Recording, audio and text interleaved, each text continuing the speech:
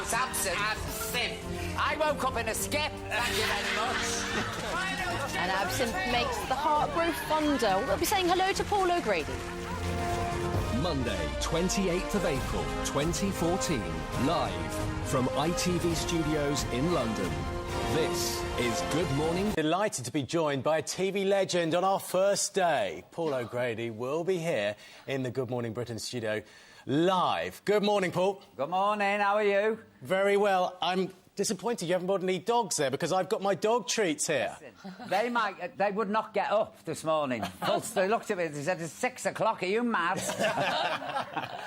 We're delighted you did, though, Paul. Thanks for coming in. Do you know what? We do not blame them, but I hope they're watching from home this morning. I'm... 5 minutes' time. Paul O'Grady is going to be joining us in the Good Morning Britain studio.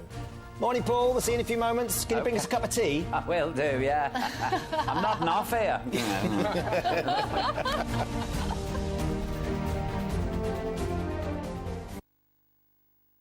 Our next guest is one of the biggest names in TV entertainment. In a rare TV interview, he's decided to drop in on our first day. Good morning. Honoured.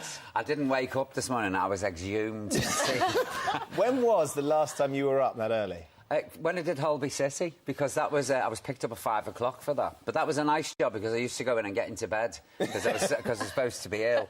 So it was, and they used to say, look as rough as you possibly can, so no shaving, didn't have to comb your hair or anything, just get into it and fall in the bed. Oh, at the end of last year, you were quite ill because you had a heart scare, didn't you? Yeah, that was November. And how are you feeling now? Absolutely fine. I mean, the thing is, I went in on I came in for work, and you know, I was the colour of paste, and they said, "Oh, you got to go off to the hospital." Could you tell something was wrong, though, Paul? Oh, I knew the night before. Yeah. But you didn't think I better let someone know? You thought I'm still. Well, you should do if you get pain in your chest. Well, you should probably go straight to hospital. Well, you should really, you know. And I thought, I'll take an aspirin, it'll be all right, because you sort of get used to them. You know, this is the third one, so you know the symptoms and you know what your body can take. Anyway, I came into work and I was whisked off to St Thomas's, and they were brilliant.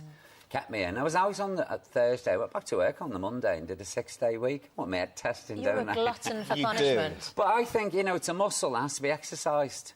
Stress is the worst thing for it. It seems like you're exercising it quite a lot with it. Oh, I do, yeah. Well, this thing, give us a break, will you? Give us a break, please. How are your lovely dogs? Because, obviously, you know, people know that you have a real passion for animals and they know your experience with your dogs, but Olga's been very ill. Olga, we were filming in Africa, my very first day when we got there, I got a phone call to say, Olga's got cancer. I thought, oh, great. And so she had a kidney removed and a huge tumour. And she's on chemo now, tablets she takes. And she's like a puppy, you know, second chance.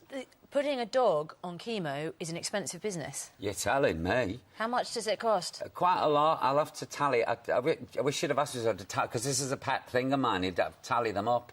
It's because my other dog's epileptic. She has fits in it. So I'll be in bed, it's like The Exorcist, and go, and I fly out the bed. No one's have heart attacks. Eddie goes into one and Olga attacks him because she doesn't recognise him. This is all at 3 in the morning. Oh, goodness me. Yeah. So he's on medication, but it's all pretty expensive. You know, it's about 90 quid a go for this stuff. Well, is that why you keep working? That's why you've got to keep the dogs in the manner to which they've become accustomed. You know, you need an injection for a sheep. You're down 500 quid, believe you me. Well, let's have a look at a clip from tonight's show, because it's back, Paul, and his fantastic talk show, 5 o'clock on ITV1. God, Olga, why do you always sit in front of me like that? Well, after that absinthe... Don't talk to me about absinthe. Absinthe. I woke up in a skip, thank you very much. I'm mad for rock and roll. Well, you're of an age, aren't you? Don't start, Cliff. On Twitter or tweet or whatever you do, or twerk. I've no idea what twerking is. Yes, Susanna, explain what twerking is. It's that kind of dance. You're the dance expert. Is that what you sort of do? Because journalists say to me, so what do you think of Miley Cyrus? I said, I don't. You know, she's, what, 12 or something? Have you got her on the show? No, I don't think we have. Have you ever had George Clooney on? No, but I tell you what, now this is going to cheer all the blokes up in the country. I was in Switzerland and we stopped off at this hotel for some lunch. And I looked at this guy outside this hotel and I thought, he's familiar. And he said, you know, you nod. And he nodded back at me. And I went over to him. Actually, it was George Clooney. But he looked a wreck. And he looked like a little old man. You know, the hair was everywhere. He had sallow skin. He had these big, roomy, watery eyes. And he was sort of stood there and I thought, my God, mate, the camera loves you. It does, doesn't it? And that made my year, believe you me. George days. Clooney looked like a dog. I mean, seriously. So there you go, fellas. Take no notice of all the sex symbol business. In the flesh, he looks shocking. Rough. And Paul, it's been absolutely brilliant having you on. Best of luck with the new series. Listen, best of luck to you two as well. you. Yeah, Lovely to have you on. Thank you 5 for being o'clock here on the ITV this sofa. afternoon. So that's it from us. Tomorrow's show, he's a living the Hollywood dream. Patrick Kielty is going to be joining us here in the studio, talk a little bit about football. And apparently he's a bad neighbour. But who wouldn't want to live next door to Zac Efron? We're going to be... Why not? Oh, imagine the paps. You get on screaming girls. I think we're going to carry on talking with Paul for quite a while. That's it for us for our first day. We'll see you bright and early tomorrow. Here's the rain. Thank you. I have a bucket of water.